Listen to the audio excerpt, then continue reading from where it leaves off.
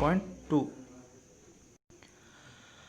The name of the topic is The Worth of a Fabric. Thiruvallar was a great Tamil saint poet. Thiruvalluvar हा एक खूपच महान तमिळ संत आणि कवी होता. Who lived more than 2000 years ago, जो 2000 वर्षांपूर्वी होऊन गेला. Thirukkural is the book of his teaching. Thirukkural या पुस्तकामध्ये त्याची शिकवण आहे. It is greatly loved and respected even today. ते जे पुस्तक आहे त्या पुस्तकाचा आजही त्या पुस्तकावरती तेवढंच प्रेम केलं जातं आणि त्या पुस्तकाचा खूप आदर केला जातो. थिरुवल्लुवर वॉज अ टेक्स्टाईल वीवर. तर थिरुवल्लुवर हा कोण होता? तर तो एक कपडे विणणारा होता. He wove beautiful fabrics and sarees and sold them in the market. तो खूपच सुंदर कापड तयार करत असे, साडी तयार करत असे आणि ते मार्केटमध्ये तो विकत असे. People said that he never got angry, never used bad words, never shouted anyone. लोक म्हणत असत तो कधीही कोणावरही चिडत नव्हता, कोणालाही अपशब्द वापरत नव्हता, तसेच तो कोणालाही ओरडत नव्हता. In the same town there lived a rich young man. त्याच शहरामध्ये एक तरुण श्रीमंत माणूस राहत होता. He wasted most of his time roaming around with his friends. तो पूर्ण दिवसाचा वेळ इकडे तिकडे फिरण्यामध्येच घालवत होता. They often made fun of other people. ते वारंवार इतर लोकांची मजा उडवत असत. I don't believe what people say about this Valluvar. तो श्रीमंत तरुण माणूस म्हणाला, लोक वल्लुवर बद्दल जे बोलतात ते मला अजिबात पटत नाही. Said the young man one day, I am sure I can make him angry. Come on, let's have some fun today. ते नेहमीच इतर लोकांची मजा उडवत होते. तसंच त्या माणसाने काय ठरवलं की मी त्या वल्लुवरला राग आणून देईनच आणि चला आपण त्याची मजा उडवू. So the arrogant young man approached Thiruvalluvar in the market and picked up a beautiful piece of fabric. तो ॲरोगंट म्हणजे आगाऊ.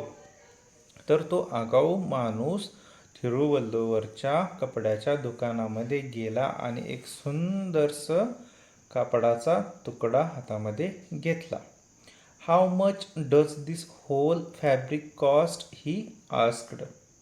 या पूर्ण कापडाची किंमत काय आहे त्याने विचारले. 8 coins. The saint named the price. Thiruvalluvar म्हणाले 8 coins. The young man unfolded the fabric and tore it into 2. त्या तरुण माणसाने काय केलं तर ते कापड उघडलं आणि त्या कापडाचे 2 तुकडे केले. टोर म्हणजे फाडणे, टिअरचं पास्ट टोर. आणि ते कापड 2 तुकड्यामध्ये केल्यानंतर त्याने विचारलं, what is the price of this now. आता याची काय किंमत आहे. 4 coins. The saint answered politely. Politely म्हणजे नम्रपणे. त्यांनी अतिशय नम्रपणे उत्तर दिलं 4 coins. The youth was taken aback. अबॅक म्हणजे बॅक, पाठीमागं येणे. तो तरुण थोडासा गोंधळला. Why doesn't the man get angry? त्याला आश्चर्य वाटलं. मी याचं तर नुकसान करत आहे आणि हा का बरं रागवत नाही? मी ह्याच्या चांगल्या कपड्याचे 2 तुकडे केले तरीसुद्धा हा का रागवत नाही? ही थॉट, त्यानं विचार केला. He then tore the half pieces into half again. त्याने काय केलं? त्याने त्या थिरुवल्लुवर यांना राग येण्यासाठी त्याने काय केलं तर जे 2 तुकडे केलेले होते त्यांचे आणखी 2 तुकडे केले. अँड नाव, आणि म्हणाला आता किती? 2 coins was the answer. Thiruvalluvar म्हणाले 2 coins. Now it was the young man who became impatient and agitated. Impatient म्हणजे त्याचं सहनशीलता संपली. एजिटेटेड म्हणजे गोंधळणे. पण आता तो तरुण माणूस गोंधळला होता. त्याची सहनशीलता तर संपली होती. मग तो म्हणाला, मी तर याचं नुकसानच करत आहे तरीसुद्धा हा कसा काय एवढा शांत आहे? He tore the pieces into half again and again saying and now what is the price now. मग त्यानं काय केलं? त्या कपड्याचे एकामागून एक कंटिन्यू असे तुकडे करत गेला आणि विचारत राहिला, आता किती किंमत आहे या तुकड्यांची? आता किती किंमत आहे या तुकड्यांची? Thiruvalluvar calmly went on reducing the price to half every time. तो जेवढे तुकडे करत होता तेवढ्याच निम्म्याने थिरुवल्लुवर किंमत कमी करत होते आणि असं त्यांनी प्रत्येक वेळी केलं. At last the fabric was reduced to rags. शेवटी कापड जे होतं ते त्याचं रूपांतर काय झालं तर एका चिंधीमध्ये रूपांतर झालं. एका दोऱ्यांमध्ये ते कापड विभागलं गेलं होतं. कारण की त्यानं प्रत्येक वेळी कापड हे तो कापडाचे तुकडे करत गेलेला होता. So Thiruvalluvar said in a quite tone. Thiruvalluvar अतिशय शांतपणे म्हणाले, नाव this fabric has become worthless. आता हे जे फॅब्रिक आहे, हे जे कापड आहे, आता या कापडाची किंमत होऊ शकत नाही. I will not name any price for these rags. आता मी ह्या कापडाच्या तुकड्यांसाठी किंवा ह्या दोऱ्यांसाठी मी कोणतीही किंमत लावू शकत नाही. The young man did not know what to say. आता त्या तरुण माणसाला काय बोलावं हे काहीच समजत नव्हतं. कारण की त्याला असं वाटत होतं मी एवढा त्या माणसाला त्रास दिल्यानंतर तरी तो रागवेल. पण थिरुवल्लुवरांनी तसं काहीही केलं नाही. But he was proud of his riches. परंतु त्याला त्याच्या श्रीमंतीचा गर्व होता. So he offered to pay 8 coins to the saint. म्हणून त्याने काय केलं तर 8 coins जी सुरुवातीला संत थिरुवल्लुवर यांनी किंमत सांगितलेली होती ती त्याने देऊ केली. For the first time Thiruvalluvar smiled but he refused to take the money. पहिल्यांदा थिरुवल्लुवर यांनी स्माईल दिली पण त्यांनी ते पैसे घ्यायला नकार दिला. Young man, now this fabric is of no use. It has become worthless. Why? Because no one will be able to wear it now. तरुण माणसा, ह्या फॅब्रिकचा, या कपड्याचा कोणताही आता वापर नाही. आता इट हॅज बिकम वर्थलेस. आता त्याची कोणतीही किंमत नाही, कारण की हे कोणीही घालू शकत नाही. Do you know the fabric was not made in a day. तुला माहिती आहे का, कापड हे एका दिवसात बनत नाही. Many people have toiled to make it. Toiled म्हणजे हार्ड वर्क, खूप कष्ट करणे. ह्या एका कापडाच्या तुकड्यासाठी खूप लोकांची कठोर मेहनत असते. The farmer who grew cotton in his field worked hard for months through sun and rain. शेतकरी जे हे कापूस असतो, तो कापूस शेतामध्ये पिकवण्यासाठी दिवस रात्र कष्ट करतो. उन्हामध्ये कष्ट करतो, पावसामध्ये सुद्धा कष्ट करतो.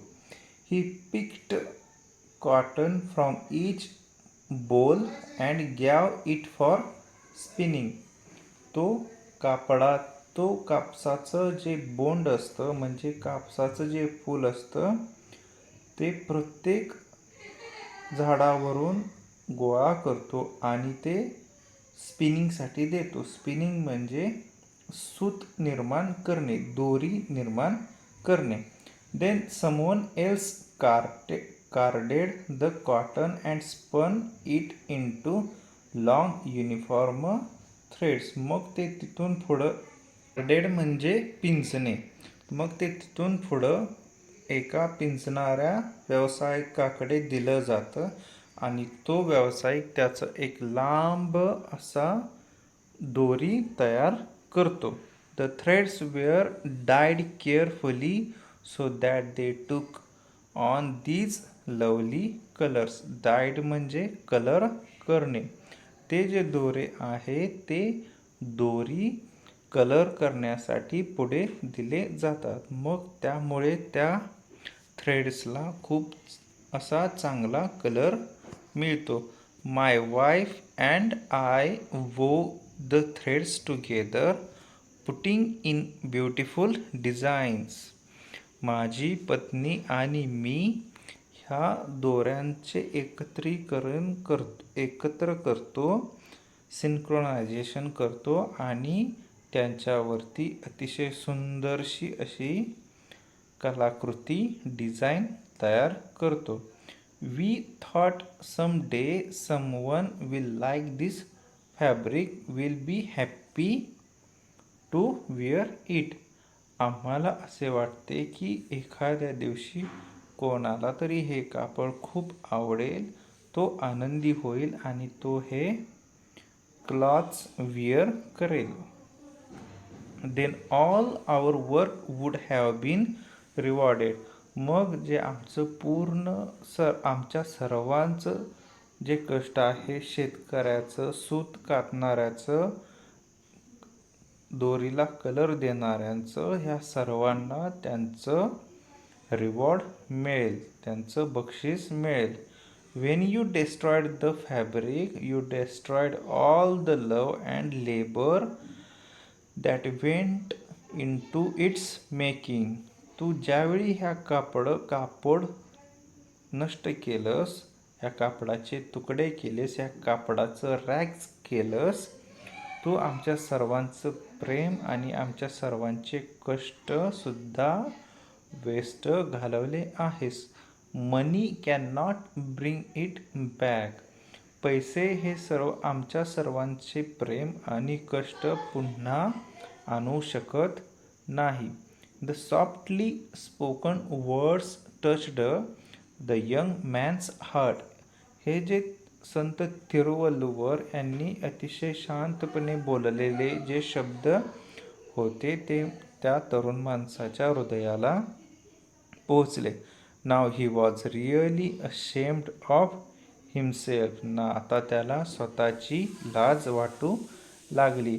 And do you know, Thiruvalluvar went on to say. आणि तुला माहिती आहे का, असं थिरुवल्लुवर म्हणाले आणि पुढे बोलू लागले. I can weave another fabric like this. मी याच कापडासारखं आणखी कापड तयार करू शकतो. But our life is also like this fabric. पण आपलं जीवन या कापडाच्या तुकड्यासारखंच आहे. If you tear it apart with hasty thoughtless actions it will be destroyed. जर तू आपलं स्वतःचं जीवनसुद्धा असंच अतिशय घाईघाईनं तुकड्यामध्ये केलंस, अविचारी कृती केल्यास, तर ते नष्ट होईल. And you will not get it back again. आणि तुला हे सुंदर आयुष्य पुन्हा कधीही मिळणार नाही. थिरुवल्लुवर's words opened the young man's eyes. थिरुवल्लुवरांच्या ह्या शब्दांमुळे त्या तरुण माणसाचे डोळे उघडले. There and then he decided to give up his idleness and bad habits. त्यापासून त्यानं ठरवलं की आपण आपला आळशीपणा आणि वाईट सवयी सोडून द्यायच्या. या लेसनमधून what we learn from this lesson, our life is also like fabric. If we did bad things, if we use bad words, if we do something it's very harmful to us, our life will turn into rags and we will never got back it again. आपण सुद्धा आपलं जे आयुष्य आहे ते अतिशय डिसिप्लिननुसार जगलं पाहिजे. वेळच्या वेळी उठलं पाहिजे. सकाळी उठण्याची चांगली सवय लावली पाहिजे. रोजचा अभ्यास रोज केला पाहिजे. आपले आईवडील आपल्याला चांगलंच सांगतात. आपल्या आईवडिलांचं आपण ऐकलं पाहिजे. आपण आपली बॉडीची स्वच्छता तर ठेवलीच पाहिजे. तसंच आपल्या घरातली सुद्धा स्वच्छता आपण केली पाहिजे. मुलींनीसुद्धा घरातली कामं ही मुलींनीच करावी असं काही नाही. आपण जरी मुलगा असेल तरीही आपण आपल्या आईचं काम केलं पाहिजे. आपली आई जे सांगते ते सुद्धा काम आपण केलं पाहिजे. तरच आपल्याला सुद्धा चांगल्या सवयी लागतील. थँक्यू.